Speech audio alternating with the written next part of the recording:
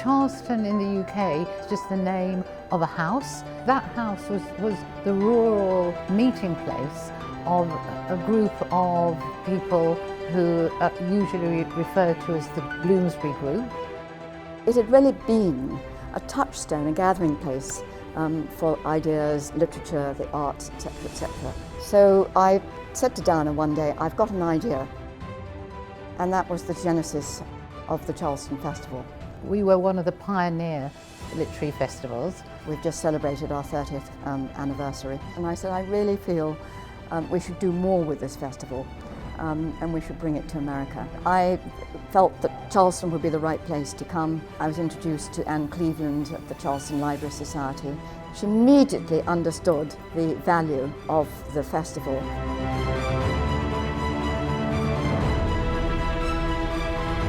But not only do we have great American authors, we also have a lot of very, very good British authors. The literary giants that we've had coming through this festival for the past 3 years. If you are a writer, don't start writing too soon, because as soon as you write that down, you get paralyzed with what you've written. It has to be fluid and not put into words too soon. Anyone who writes on Douglass writes about his words. Any biography of Douglass is ultimately about his words. The only power, the only real weapon Douglass ever had were words, and he was a genius with them. You know, I really don't buy into the death of truth as you know, the title for our future. I said to myself, I've got to write all this down. And then I realized how much I loved writing and how much I wanted to be a writer and how much I had always wanted to be a writer. I mean, if you are a descendant of George Washington, there's a good chance you actually don't have any DNA from George Washington. There's just not enough room in the genome for all your ancestors.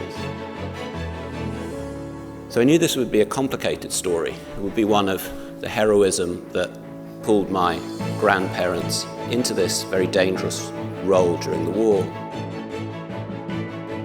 Where do you go? Where do you write? And I was like, Starbucks? Black children outside the Finkelstein Library in Valley Ridge, South Carolina. I forgot that I said this in South Carolina. Until just now.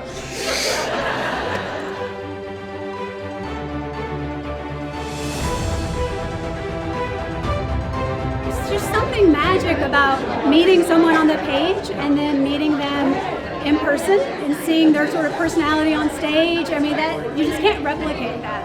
I think festivals are useful to any author, and it does you good actually to get out and meet people who've read your books, and sometimes they're frightfully helpful and tell you where you've gone wrong. I had no idea that Joyce Carol Oates had so many prolific thoughts on boxing. So with the College of Charleston here, with great programs and wonderfully emerging and developing assortments of curriculums, the Literary Festival is the perfect place at the perfect time for the students. Our passion is for engagement with the community, so being able to support and be a part of a festival such as Charleston to Charleston. This is really quite special. Charleston is hungry for this. And yes, we're here for as long as they want us. I've had the great privilege to be at many book festivals in the past year.